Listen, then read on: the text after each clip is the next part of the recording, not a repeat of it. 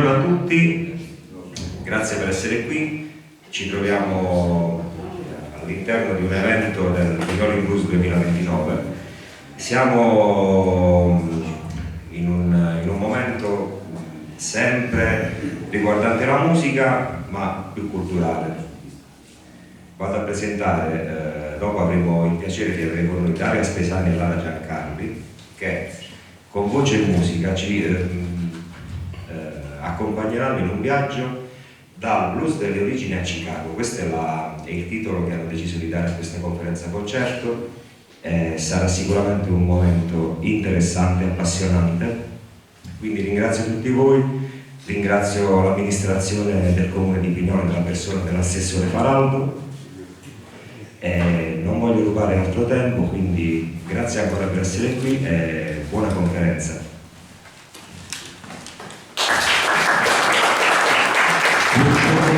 Due parole su Dario e Lara. Quindi Dario è un divulgatore musicale, è un esperto di musica al mondo, la cosiddetta world music, quindi inevitabilmente si è avvicinato, penso anni fa, al blues, a tutto quello che è la cultura blues e l'importanza che ha avuto nelle storie e nell'evoluzione della musica popolare in generale.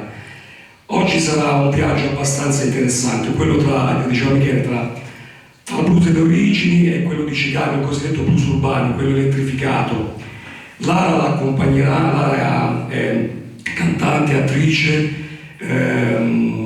fa delle cose insieme, ha inciso un sacco di dischi, di materiale musicale. Abbiamo scoperto ieri essere anche una grande appassionata dei Doors e quindi io vi lascio a loro e vi accompagneranno in questo percorso musicale che sarà sicuramente interessante. Non vi annoierete.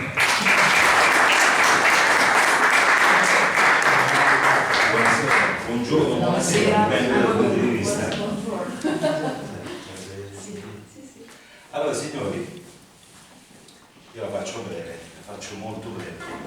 Io ho queste due cose, sono la stessa identica cosa, sono diverse ma sono la stessa identica cosa. Cos'è che cambia? Cambia solo il materiale. Sin dalla preistoria l'uomo ha capito che se stendeva una corda, questa provocava un suono più o meno intonato, e da qui è nata l'idea dei cordofoni. In Africa, questo viene dal Museo della Musica Popolare di cui sono curatore, è un indonongo che viene dal Burundi. C'è un corno che è una cassa armonica come questa, c'è una tastiera che è in legno molto simile a questa e c'è una corda, sta in tensione, modulandola, spostandomi su questa corda cambia la frequenza, perché più è corta la corda più la frequenza si alza e più la nota è alta. Semplicissimo. Questa è la cigar box, stessa tecnica, materiali differenti. Perché è accaduto questo? Perché c'è stata un'evoluzione molto importante. Le cose belle vengono fuori solo esclusivamente dalla sofferenza. Le cose migliori, da Guernica di Picasso, per dirne una, a tanti film del realismo, passando per ogni corrente musicale, letteraria, artistica in genere, cinematografica, passano sempre dalla sofferenza. E se il blues è nato proprio da una sofferenza. È stata una forzatura, una coercizione. Ma questa coercizione ha avuto un lato positivo, la creazione prima di una sottocultura e poi di una cultura vera e propria. Partiamo dall'Africa. I primi che arrivano dall'Africa al nord, centro e Sud America si trovano dinanzi ad un disastro dal punto di vista culturale. Perché un disastro? Perché innanzitutto non venivano tutti dalla stessa zona dell'Africa. Purtroppo siamo abituati a pensare all'Africa, sono tutti colorati. In Africa ci sono 4.000 lingue, ok? E di culture ce ne sono più di 10.000. Perché? Perché qualcuno in Europa ha preso il righello e ha creato i confini, ma con quel righello ha diviso popolazioni, ha diviso culture, ok? Gli spagnoli, gli inglesi, i francesi, portoghesi, olandesi, i boeri dalla Germania, che hanno fatto? Hanno preso queste culture e le hanno portate a San Cristobal de La Habana. l'attuale Havana a Cuba, e da lì sono stati smistati tra il Sud, il Centro e il Nord America, ok? Però qual è il discorso? Se io porto uno schiavo da San Cristóbal de La Habana in Brasile, che era una colonia portoghese, mi dovrò scontrare con un idioma differente, che è quello portoghese, e una cultura cattolica che era quella portoghese. Più aggiungo i Medici, gli Indos e tutte le razze autoctone di quella zona. Capite che confusione che creo? Stessa cosa al Centro America: Cuba, Repubblica Dominicana, Haiti, Messico, Colombia, Venezuela, Ecuador, Perù. Spagnoli, cattolici, spagnoli parlavano spagnolo e non portoghese, più gli indios, ok? Gli indios delle Ande e anche del Messico, i nativi americani del Messico, ok? E quindi ho creato un'altra sottocultura. Arriviamo a Haiti, Louisiana, Mississippi, Carolina del Sud, parte della Florida, inglesi, anglicani, altra religione, sempre cristiana ma anglicani, protestanti, lingua inglese. Capite che confusione? Questa gente si è portata dietro la propria religione, ne erano diverse in Africa di religioni, se la sono portata in Brasile, il tambores de Minya, e lo ritroviamo in tanti modi di suonare e in tanti brani legati al samba tradizionale del 1870-1880. Al centro troviamo invece la santeria, la dottrina Yoruba, Nigeria, la parte centrale dell'Africa, e è stata trasportata proprio in Centro America. Poi sono trasportato anche il Palomonte, che è una religione minore che arriva sempre dall'Africa, e la troviamo a Cuba. A Cuba troviamo i santeri, le santere per la santeria, e troviamo i paleri per il Palomonte. Il bello è che queste religioni hanno trovato delle contaminazioni con il cristianesimo, e troviamo dei paleri che fanno dei rituali apotropaici utilizzando anche crocefissi, quindi capite che confusione che si è creata. Ma a noi interessa oggi la parte nord, noi interessa la parte nord del continente americano, perché lì abbiamo visto come è arrivato dall'Africa e si è evoluto il voodoo. Il voodoo arriva da Haiti, il voodoo arriva nel sud degli Stati Uniti, arriva e si modifica, ok? Nel voodoo troviamo tante frasi, tanti termini che sono fondamentali poi perché li ritroviamo in quelle belle produzioni degli anni 50, degli anni 40 della Chess Record. Phil e Arthur Cheats erano i fondatori di questa etichetta di musica nera a Chicago. Immaginate, già musica nera la sentivano, la Motown, la ascoltavano solamente i neri. Questi venivano dalla Cecoslovacchia. Arrivati lì in maniera assurda, c'è anche un bel film che parla di loro che si intitola Cadillac Records, guardatelo perché chi ama il blues deve vedere per forza quel film, come quello dei fratelli Coen d'altronde, sono importanti per capire bene queste varie situazioni. Il voodoo arriva, il voodoo inizia con la purificazione dell'anima della persona, l'allontanare questi spiriti malevoli, e lo ritroviamo anche in quello che riguardava l'arte curativa della musica. Ho avuto la fortuna nel corso degli anni di specializzarmi in un discorso legato alla guarigione con la musica. Io sono musicoterapeuta riconosciuto dal MIUR e ho visto alcune cose riguardanti l'attività curativa degli antichi aztechi oppure delle popolazioni del sud-est asiatico che si basavano sulla musica. Tramite la musica poi noi ritroviamo guarda caso anche dei tarantolati qui vicino a noi, 100 km, 150 km, ma in tutto il mondo capitava questo, le cerimonie degli antichi aborigeni dell'Australia occidentale del nord, stessa cosa. Stai male? Non stai male perché hai un problema all'intestino, non stai male perché hai un problema allo stomaco, stai male perché ci sono degli spiriti nefasti che ti fanno stare male, ok? E allora cosa dobbiamo fare? Dobbiamo recitare formule apotropaiche, dobbiamo suonare delle melodie ripetitive per mandare quasi in trance la persona, per togliere questi spiriti nefasti e per tornare ad avere le energie positive. Questa era la storia base, ok? Dalla quale noi ci siamo spostati e poi l'abbiamo implementata nella musica, noi, loro perlomeno. Ora, il voodoo è fondamentale perché viene fuori spesso il voodoo. I have a black cat bone, I have a mojo too, la ricordate? Ucci Cucci Mane, Willie Dixon, riportata poi in auge alla grande proprio da Muddy Waters. I got a black cat bone, ho l'osso del gatto nero. Questo è voodoo, ragazzi, questo è voodoo. Come viene fuori l'osso del gatto nero? L'osso del gatto nero nel voodoo è l'esatta bollitura di un gatto morto nero. Il primo osso che viene a galla è il black cat bone. Questo è il voodoo. Il black cat bone però non si sa se funzioni o meno. Serve uno spirito guida che conduca il sacerdote voodoo a vedere se quell'osso andrà bene per fare il black cat bone, e lo spirito lo mette sotto la lingua e dice al sacerdote va bene. Il black cat bone ha una potenza incredibile, dà il dono dell'invisibilità, questo nel voodoo. Se io ho in tasca un black cat bone approvato dallo spirito guida del santone, io potrei avere l'invisibilità, quindi ve la lascio un po' alla larga. Molto probabilmente non è l'invisibilità che io divento l'uomo invisibile, ok? Del film della Paramount degli anni 40.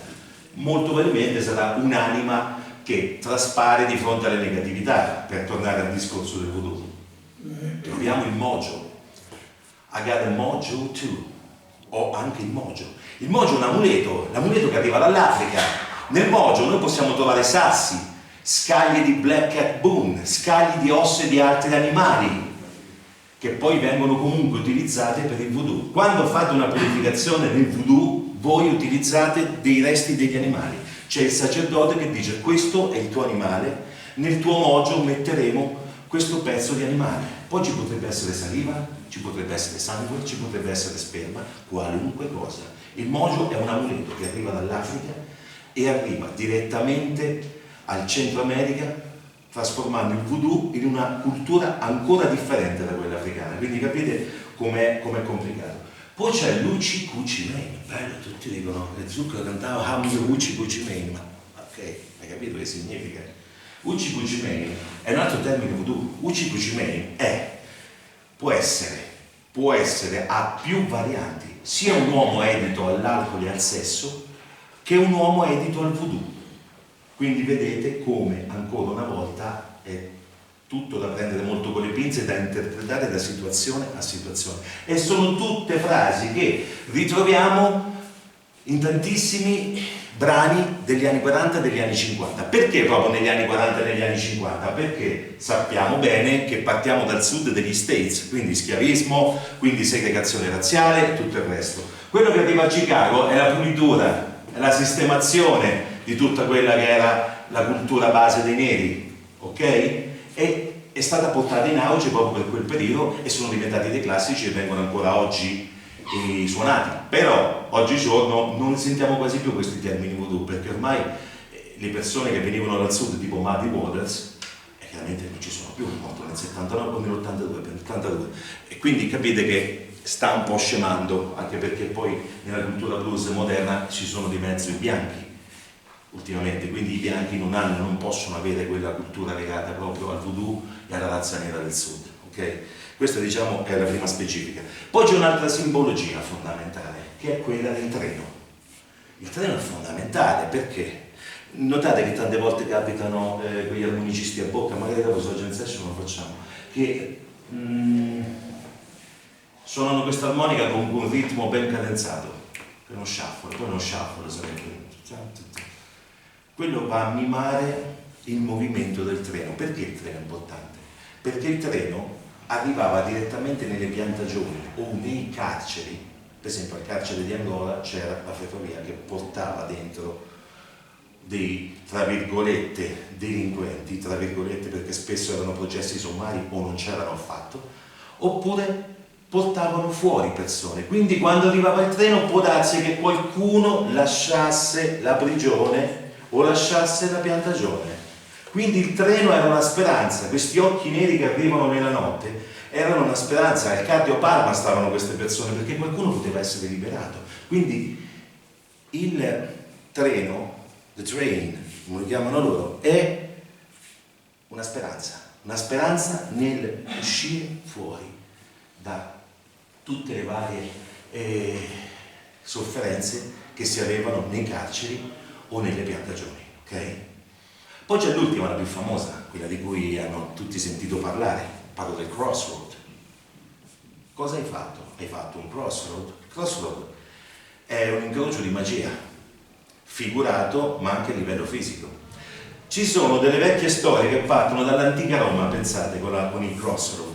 Non si può passare ad un incrocio alla mezzanotte perché potreste incontrare qualche sventura. I soldati tedeschi negli anni 40 evitavano di passare a mezzanotte su crocevia per lo stesso motivo, superstizioni popolari. Il crossroad arriva anch'esso, quindi vedete la contaminazione delle culture, la cultura latina, poi che arriva dei coloni, si va a mescolare con le altre culture. Il crossroad è una vera e propria parte del voodoo e quindi un incrocio vero e proprio tra queste varie situazioni che possono essere più o meno funeste. Anche nelle Marche dove siamo noi si raccontava, già mia nonna lo raccontava, che se tu ti regali a mezzanotte in un giorno di luna piena sull'incrocio avevi la facoltà di riconoscere le streghe e gli stregoni perché si manifestavano in altro modo. Quindi vedete come un po' la cultura di tutto il mondo va ad unirsi in queste tematiche comuni, ok? E il crossroad poi è diventato quel brano di Robert Leroy Johnson che tutti conoscono e che ha una base fondamentale nel discorso proprio del blues. E faremo anche un intermezzo musicale a questo punto. Allora, quando Robert Johnson scrisse questo brano, quando venne registrato questo brano, ci fu un problema perché la sua chitarra gli fu rotta dalla polizia e lui, per registrare la seconda session a Sant'Antonio, utilizzò un'altra chitarra, una chitarra di fortuna, quindi capite quanto era difficile essere di colore nel Mississippi e nel sud degli States all'epoca, però comunque riuscì a portarsela a casa.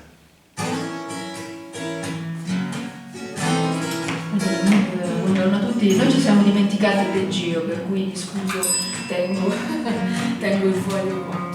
Questa è una washboard costruita da Dario Spesani espressamente per me.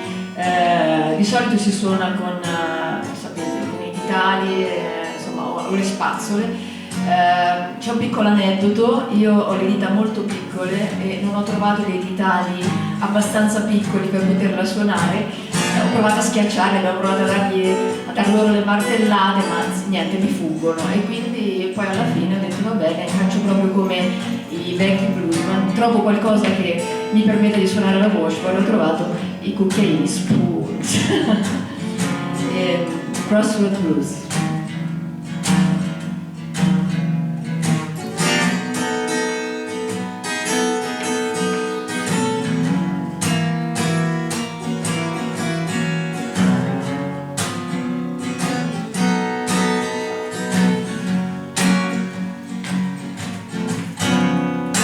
Went down to the crossroad, fell down on my knees. Went down to the crossroad, fell down on my knees. So Lord, have a mercy, take me if you please. Went down to the crossroad, try to flag a ride. Went down to the crossroad, try to flag a ride. Nobody seemed to know me, everybody passed me by. Go down to the roadster, take my ride by my side. I'm going out to the roadster, take a ride by my side. You can still buy your house, baby, on the riverside.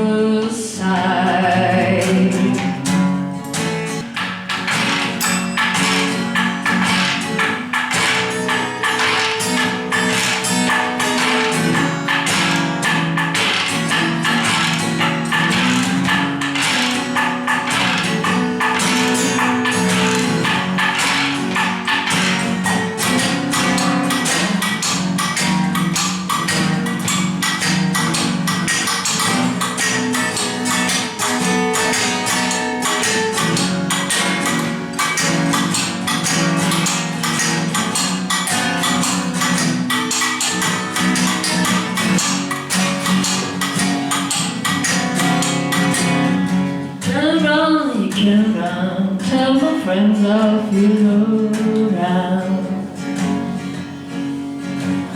Ah, you can run, tell my friends I'll feel around. Standing at the crossroads, baby, I don't believe I'm sinking down.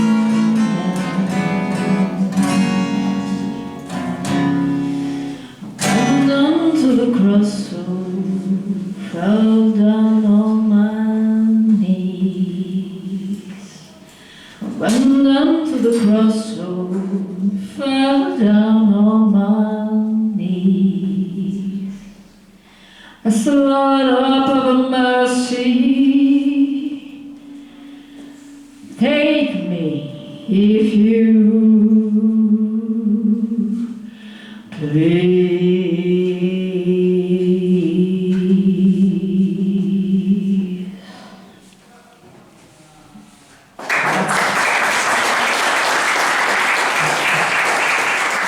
Allora, ci sono state tante evoluzioni dal punto di vista musicale.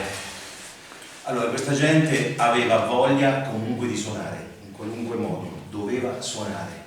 Questo capita in tantissimi popoli. Faccio un esempio pratico. A Vanuatu, che è vicino all'Australia, nell'Oceano Pacifico, ci sono i wash drummers. I wash drummers sono dei musicisti che percuotono l'acqua e cantano in coro. Quindi non hanno strumenti, ok? Non utilizzano strumenti.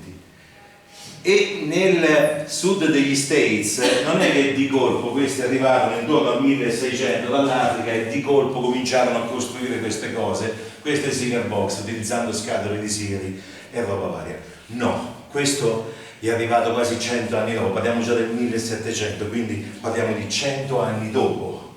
Loro quando arrivarono nel nord degli States facevano sta cosa.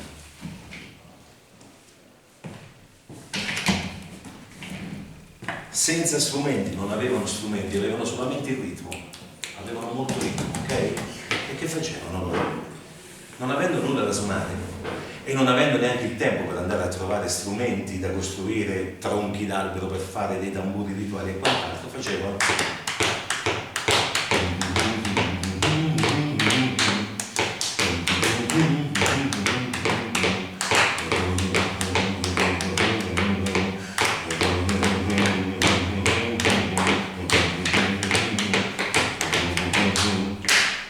questo si chiama hambooning. L'hambooning è la base della grammatica blues, si parte dall'hambooning. Poi ci sono tante varianti, poi ci sono i virtuosi dell'hambooning, quelli che fanno anche i sedicesimi di battuta, quindi fanno anche delle sonorità particolari, creano tanti colori utilizzando il proprio corpo, ma anche a Vanuatu capitava nel Pacifico utilizzando l'acqua, perché l'uomo doveva comunque suonare.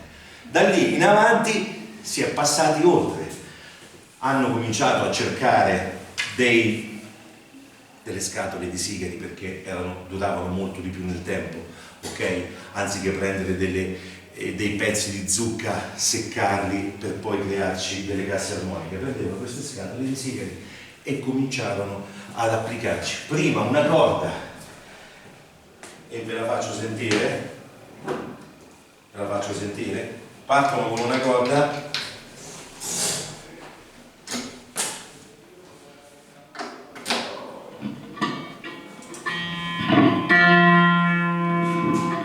a questa corda, poi ne aggiungono delle altre. Allora, qui c'è un altro discorso fondamentale: dimentichiamoci l'accordatura, non parliamo di scale, non parliamo di note intonate, dimentichiamoci tutto, perché il discorso dell'intonazione arriva molti anni dopo. In Africa, vi ho fatto vedere l'indonongo, non ha una nota, può avere una nota qualsiasi, mi vado ad intonare a livello modale su quella nota e gli creo una scala, ok? Esempio, e questa forse no.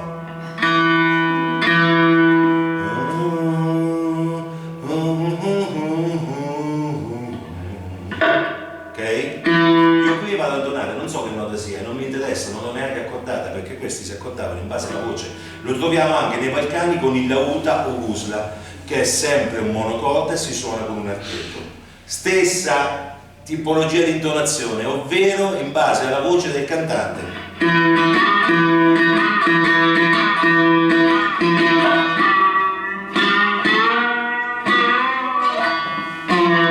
Quindi da questa nota vado a creare la mia scala. Posso alzarla, posso fare quello che voglio, perché non è che io abbia delle regole, ok? Oltre al tempo che io devo rispettare, il resto io non ho niente da seguire. Seguo uno slider e qui potrei improvvisarci una canzone. Parte tutto da questo. Questa è la base assoluta, un manico di scopa, un pezzo di un manico di scopa con attaccata praticamente una scatola di sigla. Questa adesso è più erudita perché è elettrificata, il risultato è sempre quello. Poi dopo sono arrivate però delle Seeger Box, parliamo già della seconda metà dell'Ottocento, quindi parliamo... Questa è un'impiedenza maggiore. Arriviamo nella seconda metà del 1800 dove già viene fuori un altro discorso che è quello delle note. In questo caso servono le note. Servono le note perché già cominciano a starci le accordature. Le Seeger Box di solito lavorano da 2 a 3 a 4 corde, 5 corde, in base all'artigiano che le costruisce, anche se di solito erano, oltre a quella classica, una corda, modello Diddley Bow, questo qui ha 1 o 2 corde, spesso le troviamo a 3 corde. L'accordatura è aperta, che significa? L'accordatura aperta è una peculiarità del blues, perché suonando le corde a vuoto io ho un accordo, ok? Io l'ho accordata in sol. Ho la tonica, sol, ho la quinta e ho la tonica un'ottava più alta. Stop, finito lì.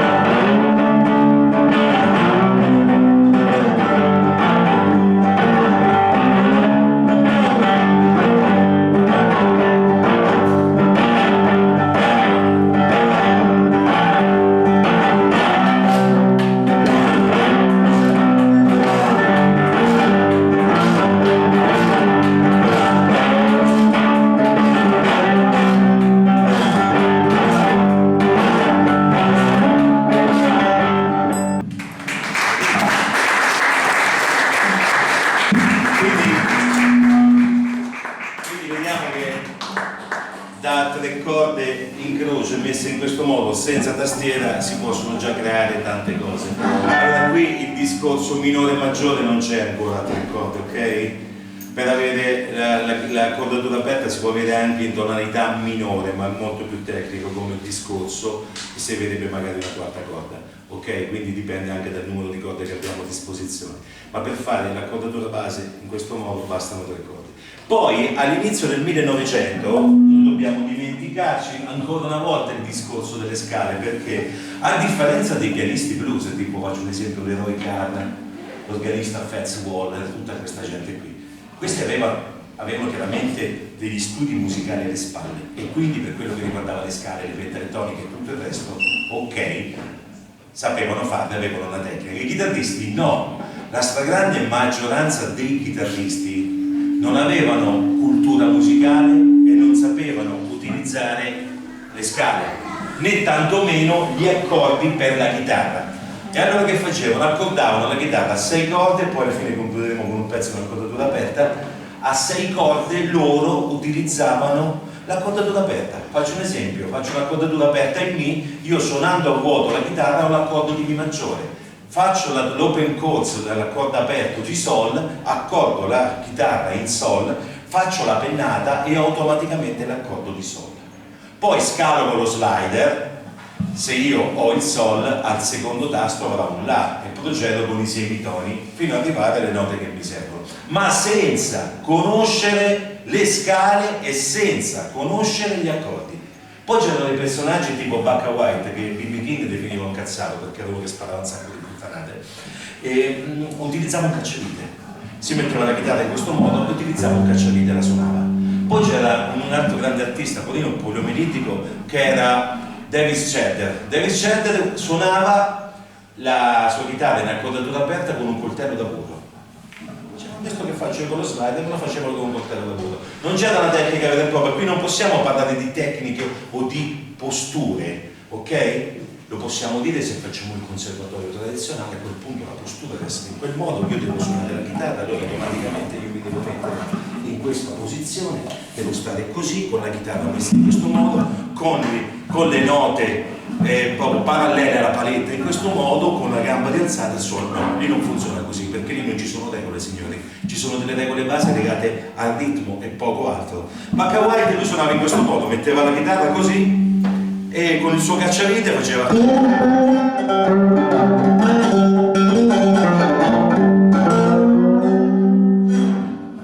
David Cedder la teneva così, prendeva un coltello da burro, lo metteva qui sopra e qui lui suonava.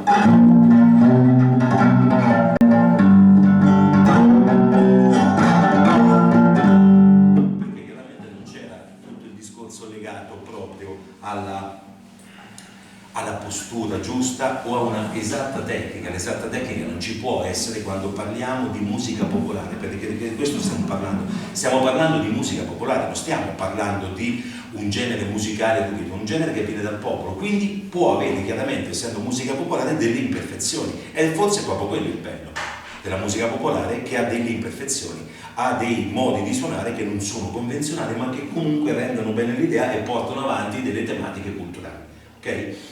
Poi gli strumenti da un uomo, ovvero con la roba che trovavamo sotto casa, c'era un po' di tutto, non c'era solamente la scatola dei sigari per fare la chitarra o la washboard di Lara, che era in realtà un utensile per lavare i panni, ma troviamo anche i bitofoni, che era una sorta di basso, un catino con attaccato un manico di scopa, quello del basso, che poi lo ritroviamo, guarda caso, anche nel country e western, quindi vedete come poi questi strumenti si passavano la mano. Alcuni arrivano dalla cultura irlandese, come gli spoons, i cucchiai. Là erano utilizzati per suonare la washboard, ma gli spoon in Irlanda erano una componente ritmica importante che poi fu portata negli States e riutilizzata molto proprio nel country e western. Quindi vedete come anche l'influenza delle culture nord europee sono arrivate negli Stati Uniti, quindi non solamente una cultura africana.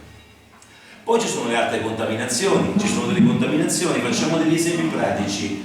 Questo non lo dico io, ma lo diceva Bela Bartok, che poi è uno dei più importanti etnomusicologi di sempre, che è morto nel 49, quindi è morto tantissimi anni fa, stesso anno dei morti di Led Belly, quindi parliamo di tanti anni fa. Parlava del discorso legato alle pentatoniche. Nel blues la pentatonica è fondamentale, poi quando ci sarà la svolta elettrica, che si comincerà a utilizzare la chitarra come abbiamo ascoltato ieri sera con accordatura standard, in quel caso le pentatoniche sono fondamentali, ma le pentatoniche erano già conosciute dai nativi americani, le pentatoniche erano già conosciute dagli antichi cinesi più di 2500 anni fa. Il gzang che noi abbiamo nel Museo della Musica Popolare è uno strumento che ha 2500 anni di storia e che si suona utilizzando la pentatonica, ok? Quindi capite come questi popoli conoscevano queste note. La pentatonica è una scala che ha 5 note che vanno bene sia nel modo maggiore che nel modo minore. Praticamente studi la pentatonica e stai a posto, praticamente non stoni, ok? Puoi suonare tranquillamente. Alla pentatonica maggiore c'è anche quella minore, ok? Basta spostarsi di un tono e mezzo più in basso e abbiamo Eric Clapton. Abbiamo Eric Clapton, abbiamo B.B. King, tutta sta gente, tutti così lavorano, Santana, tutta sta gente salvati dalla pentatonica. Mentre prima, fino agli anni 30, era molto diverso il discorso, era molto più improvvisato. Cioè, se ascoltiamo anche dei pezzi, l'ultimo che continuò a suonare in maniera tale era Son House, ancora negli anni 60, lui zappava con la sua chitarra in maniera esplosiva. Era una zappa continua, oggi aveva una potenza incredibile, voce forte, pennata dura, proprio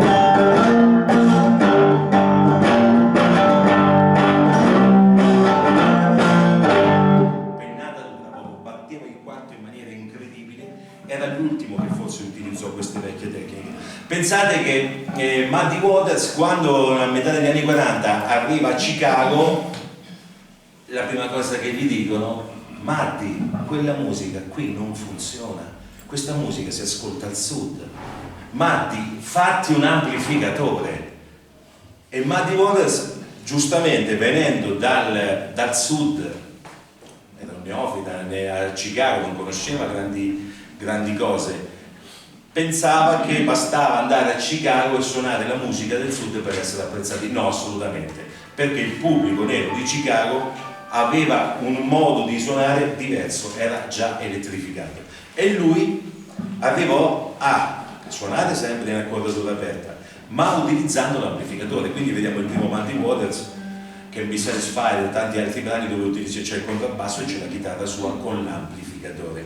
Poi l'amplificatore farà delle magie incredibili, perché con Little Walter l'amplificatore diventa per l'armonica, non solo per la chitarra. Quindi l'armonica passa si attacca all'amplificatore e il suono diventa estremamente più saturo, con dei microfoni particolari che tolgono totalmente gli alti e i bassi, lascia soprattutto le frequenze medie, sia un suono saturato fantastico, e praticamente l'armonica a bocca diventa un organo, ok? E grazie a tutto questo a Little Walter. Come dicevo ieri, come disse Muddy Waters, quando morì Little Walter, Muddy Waters la prese con Phil Chess, perché dopo Be My Babe, dopo lui ebbe un declino incredibile, e Muddy Waters disse a Phil Chess: sei stato tu ad ucciderlo, perché sei stato tu a staccargli l'armonica dall'amplificatore. Quindi queste frasi, perché chiamo il blues, queste sono frasi fondamentali, però io lo disse urlando veramente, e sul film rende anche bene questa parte, che vabbè, Little Walter era abbastanza alcolista, diciamo, abbastanza drogato, abbastanza legato al sesso, abbastanza legato a tutti i vizi possibili e immaginabili, spesso percosso dalla polizia, perché lui era anche un provocatore per l'altro, e non gli andava sempre bene. Però, dato che il bluesman medio era quello che spendeva subito gli acconti che gli venivano dati, spendeva tutti i soldi, aveva più fidanzate contemporaneamente, Muddy Waters arrivava ad avere 4-5 amanti oltre alla moglie, che tra l'altro non poteva avere figli, ma lui ha avuto moltissimi figli. L'ultimo è venuto in concerto in Italia l'anno scorso, stessa voce del padre, non si sa di quale madre però. Anche se questa è una situazione che quando diventi famoso hai tutti i figli, se non sei famoso non ti caga nessuno, dicevano i latini, pater incertum mater certa est, ok? Se sei famoso diventi figlio di Bob Marley, figlio di John Lennon, figlio di Muddy Waters e tutto il resto, però a livello vocale gli assomiglia molto, quindi i geni dovrebbero averli ripresi dal padre. E comunque gli urlò proprio questa cosa, perché Little Walter fu il primo a creare questo tipo di sonorità, che poi adesso è fondamentale, cioè una band blues senza l'armonica a bocca saturata lascia un po' il tempo che trovo, ok? Quindi tutte quelle sonorità sono fondamentali. Allora, per quello, questo è tutto il discorso che riguarda gli strumenti da un home, che poi tante volte gli strumenti da un home sono degli strumenti variabili, tante volte neanche esistono e non sono catalogati. Potrebbero essere, ad esempio, sulle washboard possiamo trovare degli pseudo tom block, dei pezzi di legno che ci si attaccano, o ci può stare un piatto, in questo caso c'è un campanello, delle scatolette del tonno, si attacca tutto lì e quello crea sonorità differenti, ok? Però, ripeto, un washboard Sam con pianoforte e washboard riusciva a fare delle cose fantastiche a livello blues. Se vuoi ascoltare Washboard Sam, la Chicago più divertente e disimpegnata degli anni 50, perché così era, perché nel secondo dopoguerra serviva rilassatezza, serviva facilità, serviva una musica divertente, rilassante, un po' swingata, riprendendo un po' l'epopea dello swing degli anni 30 e 40. E non serviva il bluesman triste, quello serviva, però relativamente serviva più una musica più divertente. E Washboard Sam era quasi un blues molto swing, divertente. Come si intitolava quella canzone che parlava della donna grassa e puzzolente? Non mi ricordo il nome. Super Water Blues. Cioè praticamente acqua e sapone blues, parla di questa donna che non si lava, quindi è goliardico, è divertente. Super Water Blues, la suonava, no? Non diceva solo quello. Beh, dice vabbè, dopo era anche più pesante, ok, però diciamo che era comunque era un discorso interessante. Però allora ora c'è un momento fondamentale che riguarda l'innovazione, che non è solamente legata a questi strumenti creati.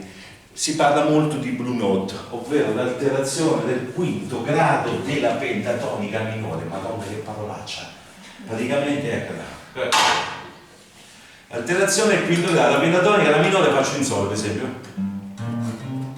Ok, questa è una pentatonica, una parte della pentatonica. L'alterazione è questa.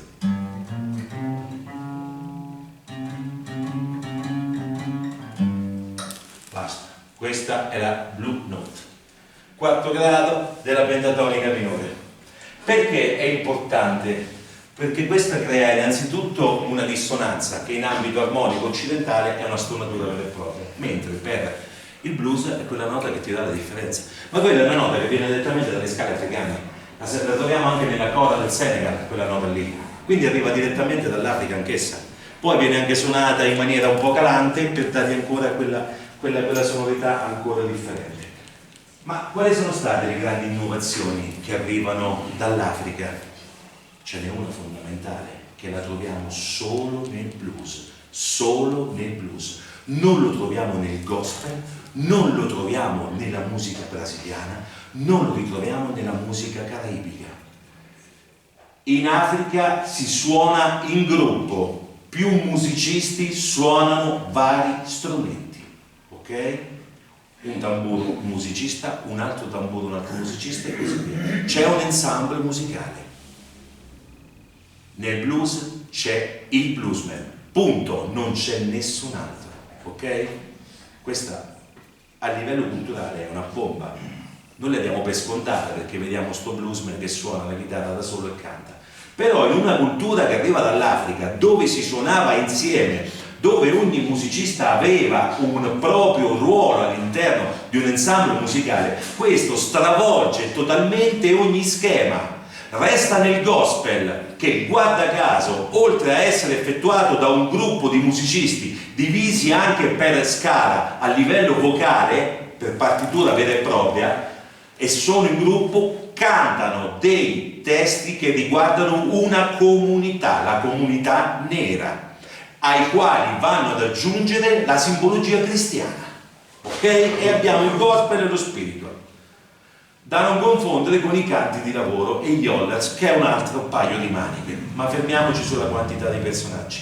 Se andiamo a Cuba troviamo la stessa aria tematica che troviamo in Africa. Quando ascoltiamo questi musicisti che suonano il guaguancó, il jambù, tutti questi generi di diretta origine africana, troviamo ogni musicista che suona un tamburo.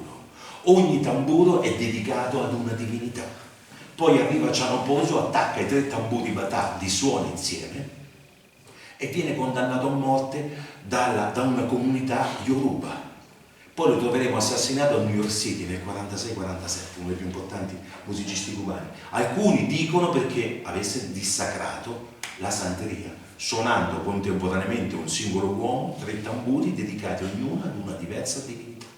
Ok? Questo nel blues passa tutto in secondo piano, un uomo solo, cioè un uomo solo che canta la propria sofferenza. Questa è una parte sociale e culturale fondamentale che ritroviamo solo nel blues. Poi ci sono i diritti umani che non c'erano, alla fin fine i diritti umani non c'erano, non possiamo parlare di diritti umani. Anche dopo la morte di Martin Luther King non possiamo parlare veramente di diritti umani, possiamo parlare solo di giustizia sommaria. Pressa poco. Voi immaginate una giuria di bianchi che va a giudicare una persona di colore, quale potrebbe essere il verdetto? Un processo farsa. Oltre la siepe del film, vero? Il film Oltre la siepe racconta proprio questa storia di una ragazza che dice di essere violentata, è stata violentata da un uomo di colore quando in realtà quello non era vero, ma era il padre che violentava questa figlia. È andato a processo e giustamente la giuria composta da bianchi, dicono una giuria composta da tuoi pari, quindi significherebbe una giuria composta da gente come me, ma in quel caso l'uomo di colore non avrà mai delle persone sue pari, perché chiaramente essendo bianchi, essendoci segregazione razziale, non si poteva andare a scuola nelle stesse scuole, bagni diversi, autobus differenti, cinema differenti e tutta una serie di cose diverse. Come potrebbe essere? Non c'è proprio un minimo di legalità in questo, non ci sono i diritti, non esistono proprio. Anzi, la più grande minaccia che potevi fare a una persona di colore era dirgli ti rimando in Mississippi, perché il Mississippi era veramente pericoloso circolare, perché bastava che ti incontrassi una persona che magari non gli stavi dando genere, ti dava un sacco di bastonate e se magari andavi alla polizia te ne davano altrettante. Successe a Led Belly.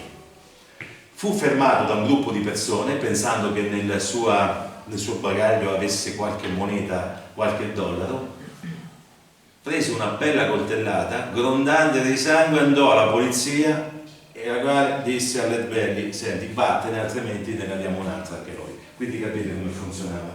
Questo è il discorso triste proprio della mancanza di diritti. E c'è un brano molto importante, adesso ci canta Lara, che riguarda proprio un'impiccagione di un personaggio che è stato condannato in maniera sommaria.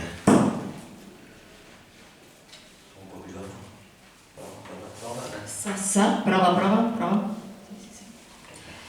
Devo leggervi soltanto due cose proprio sintetiche. Nel 1870 lo Stato del Mississippi fu il primo a privare i neri dei diritti civili. Da questo momento avvenne la restaurazione della supremazia bianca nel sud. Tra il 1885 e il 1901 pare siano stati uccisi senza alcuna forma di giudizio circa 1900 persone di colore. Questo brano, che è Hangman's Blues, dice ad un certo punto: voglio dirti che la forca è uno spettacolo spaventoso, mi impiccano di mattina e mi tirano giù la sera. Hangman's Blues.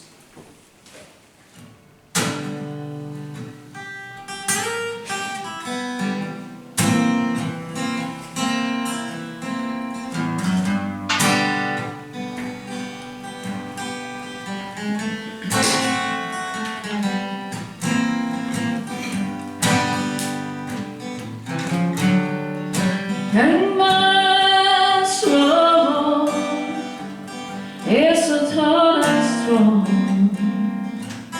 Oh, the hangman's road is so tall and strong. You're gonna hang me because I done something wrong. When I tell you the colleagues lost a faithful sight, when I tell you the colleague lost a faithful sight, and me in the morning, cut me down at night.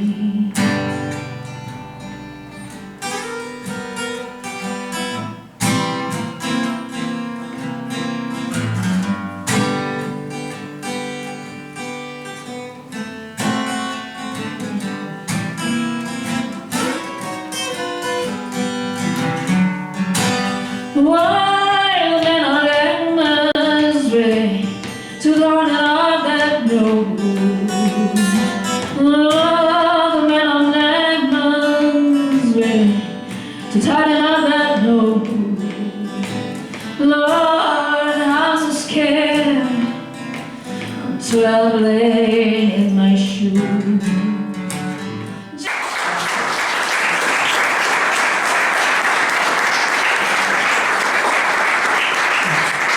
Quindi da questa fuga lontana dal sud, passando per alcune zone fondamentali tipo Kansas City, vediamo che c'è questa grande evoluzione. Ne parlo nel mio primo film su Robert Johnson, l'evoluzione che parte da Kansas City, perché quello che noi ascoltiamo in 3 accordi di settima è sì un blues, ma è anche un ragtime, ma potrebbe anche essere la base di un early jazz. E ci sono stati dei personaggi che nella svolta poi di Kansas City, nella migrazione verso il nord degli States in cerca di maggiore libertà, poi si sono divisi in generi musicali diversi.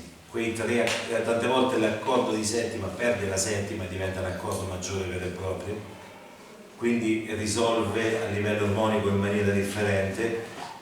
E ritroviamo tanti che sono finiti a New York, dove poi è venuto fuori il jazz urbano, mentre altri sono proseguiti nella zona di Chicago, lasciando l'accordo di secolo. Quindi vedete questa grande evoluzione che c'è stata proprio da Kansas City, questa diaspora di questi artisti che passavano da Kansas City e arrivarono nel nord degli States, dove ricominciarono a creare questo nuovo genere musicale, tra virgolette nuovo, perché comunque aveva già 250 anni, in maniera diversa, in maniera elettrica, portandolo proprio a Chicago.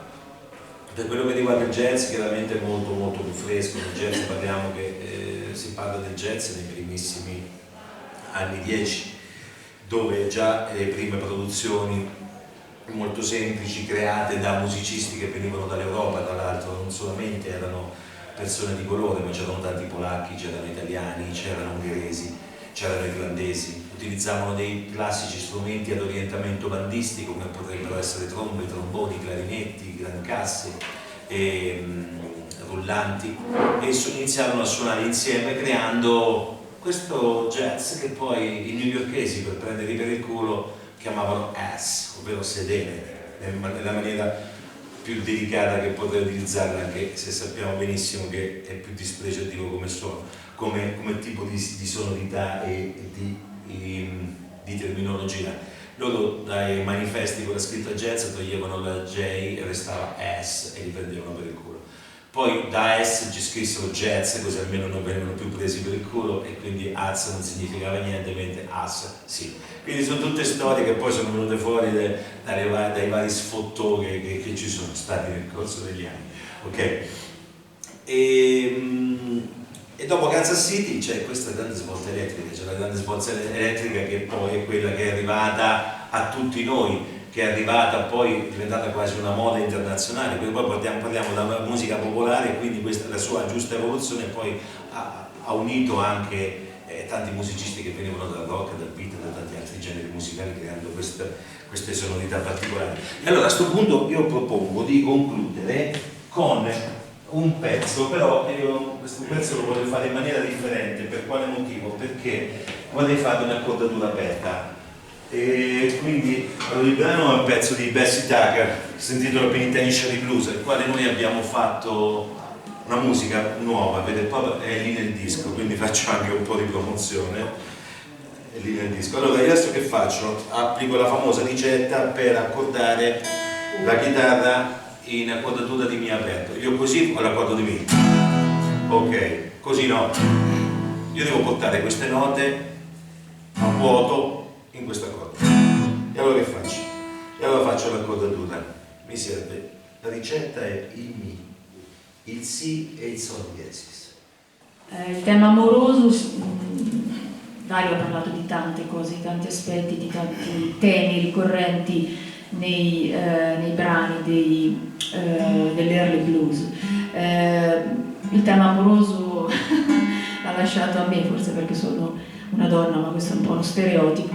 Il tema amoroso, sì, sia da parte naturalmente è scritto, è stato raccontato, è stato scritto, è stato cantato da tanti bluesmen e da tante blueswoman. Quello che mi interessa è, proprio perché poi il brano è il testo è di Bessie Tucker, una grande blueswoman, mi interessa dire che naturalmente l'amore vissuto dalle donne del blues era sempre un amore molto turbolento, molto, molto tormentato, e questi brani blues, questi testi e queste musiche andavano proprio ad esorcizzare in un certo senso, no? Ad alleviare questo dolore provato per questi Sissy Rider, che erano appunto questi uomini neri che giravano per il Mississippi con la chitarra in spalla e facevano innamorare tutte le ragazze, poi insomma stavano con loro, no? le usavano tra molte virgolette, ma in realtà non era usarle, insomma era vivere la vita per quel tempo. E poi se ne andavano, poi le abbandonavano, quindi molto spesso poi questi temi li ritroviamo appunto in tantissimi brani. E la risposta, il feedback che poi avevano queste donne del blues era una risposta sempre abbastanza molto forte, no? Perché ad esempio in questo brano che è Penitentiary Blues, appunto Bessie Tucker scrive la prigione, il carcere diventerà la mia casa perché io prima o poi ti ammazzo, ok? Quindi tutta la sofferenza e il dolore vissuto in maniera, cioè con quel temperamento tipico delle donne del blues, ecco, diciamo questo. Detto questo, Accordo. Adesso ho l'accordo di Mi in accordatura aperta.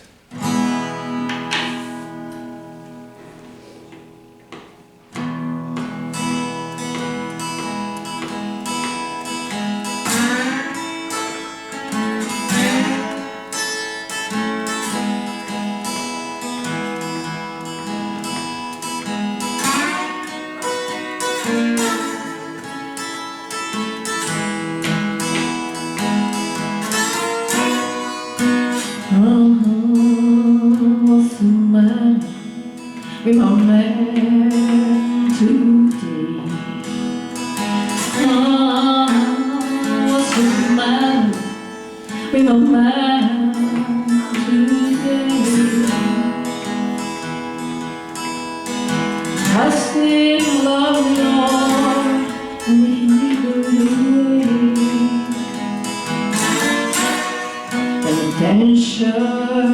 penitentiary is gonna be my home. Penitentiary is gonna be my home.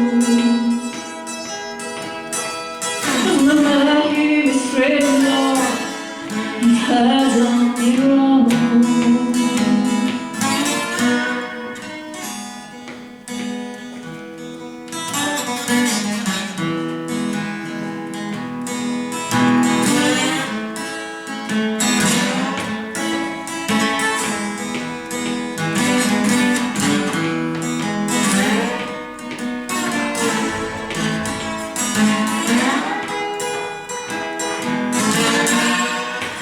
Man, I'm loving Lord, it's gonna get me peace. Loving Lord, it's gonna get me peace.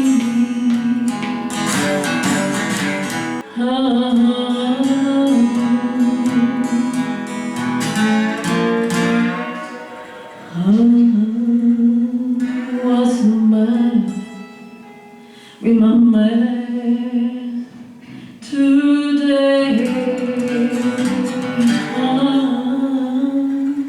What's the matter with my man today? He has paid me for loving Lord, and he walked away.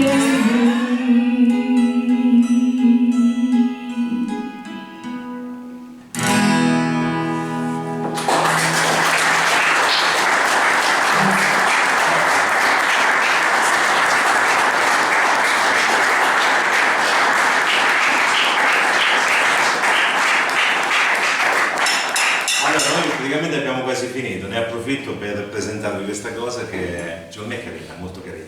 Non so se voi avete mai sentito parlare di un tale Gus Cannon. Allora, Gus Cannon era un altro vagabondo, ok? Però a differenza degli altri artisti non suonava la chitarra, ma è peggio. A parte questo era ok. Ha avuto la fortuna di campare molto, ha campato tanti anni. Allora lui mise a punto, questo lo trovate anche nel canale, ha fatto un video nel 2020, tipo una cosa del genere. E lui faceva praticamente, utilizzava oltre al suo banjo, metteva sul regge armonica, fatto in maniera particolare, un bicchiere di metallo che di solito viene utilizzato per berci un po' tutto, questi erano vagabondi, se lo portavano attaccato addosso, mettevano dentro un kazoo e il risultato era chiaramente particolare. Questo è un kazoo artigianale innanzitutto, che è molto vicino a quelli che si utilizzavano all'epoca, è in legno e c'è una cartina da sigarette che serve come parte vibrante. Non bisogna soffiarci dentro, ma bisogna armonizzarci. Se soffio non esce niente. Però e che fece Gus Cannon? Per fare le cose in grande, per avere più basse a disposizione, applicò questo e venne fuori questa cosa.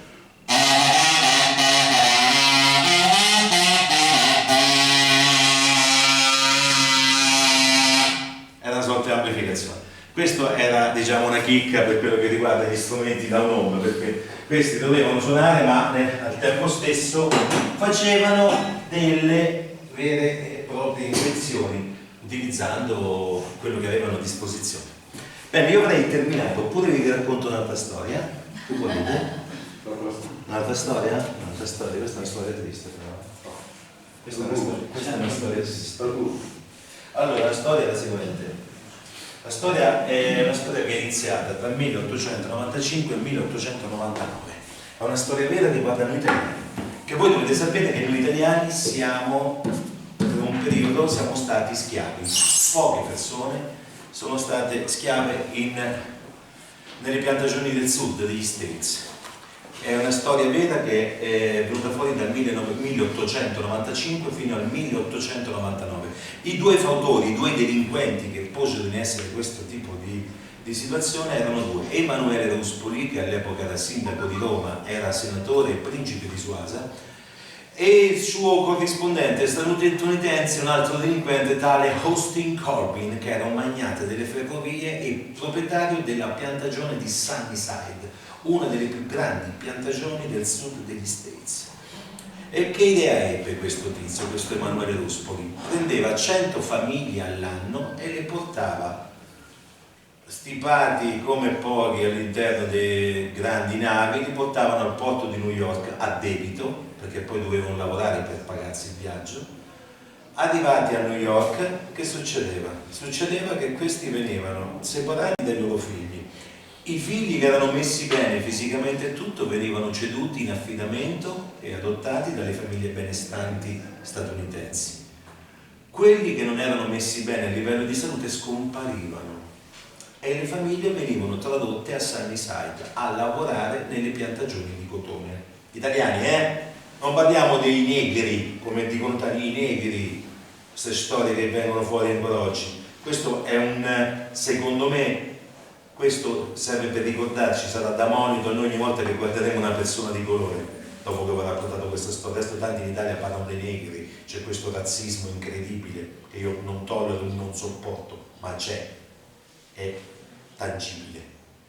Questi venivano mandati nelle piantagioni, potevano spendere quei pochi soldi che guadagnavano dopo che avevano pagato il loro viaggio, pagato molto caro, potevano con questi pochi soldi acquistare dei beni di prima necessità presso gli empori di questo Austin Corbin, indebitandosi.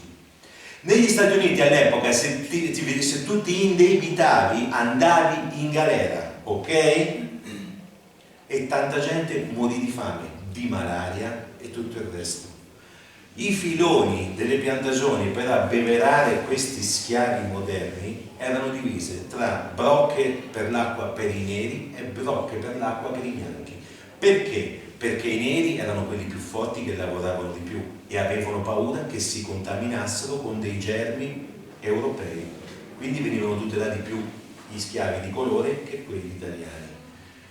Quando le famiglie italiane erano in difficoltà, andavano presso le famiglie dei neri che li accoglievano, nutrivano i loro figli, li facevano stare con loro.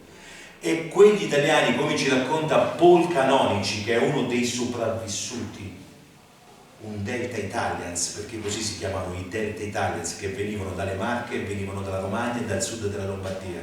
Questi Delta Italians venivano aiutati solo ed esclusivamente dagli schiavi di colore. E quando un italiano si riferiva ad uno schiavo di colore della piantagione lo chiamava brother, fratello, ok?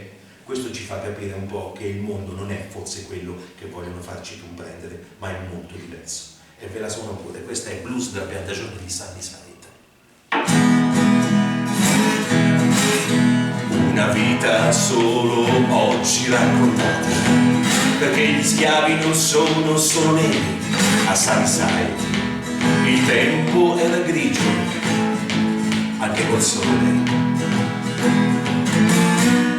Emanuele Ruspoli, sindaco di Roma, senatore, anche principe, e per l'idea, proprio lì nel sud, a Sunnyside, con un altro delinquente tale Austin Corbin, una tratta di esseri umani iniziò dalle Marche fino a Sunnyside. 100 famiglie italiane ogni anno, imbarcate con consensi americani, con false promesse finirono a Sunnyside. E fame, sangue e carestie e debiti che aumentano sempre di più. Avevo promesso il paradiso proprio lì nel sud, a Sunnyside.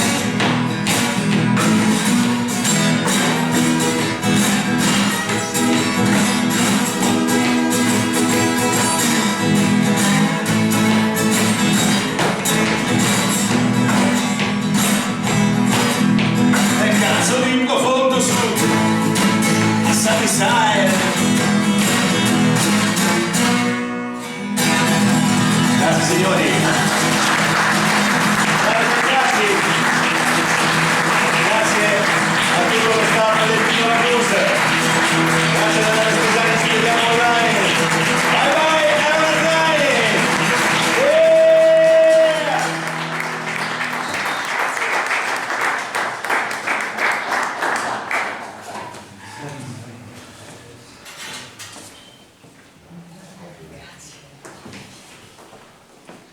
Io volevo fare qualcosa di meraviglioso stamattina. Ci hanno portato in una storia che non è tanto lontana e nonostante tutto forse facciamo anche fatica ad accettare che possa essere vero. Tutto quello che ci avete cantato, raccontato, è veramente, veramente bello. Grazie, grazie davvero. Volevo a nome dell'Associazione Culturale facciamo prima un applauso.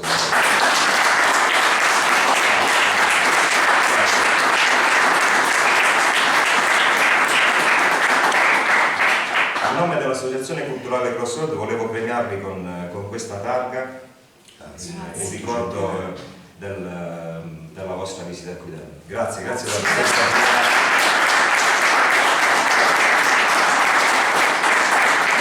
Questo è il nostro mausoleo privato dove abbiamo tanti ricordi e tante cose. Grazie a tutti voi del Pignola. Complimenti per il festival, una grande organizzazione. Impeccabile, tanto entusiasmo, soprattutto anche da parte del pubblico.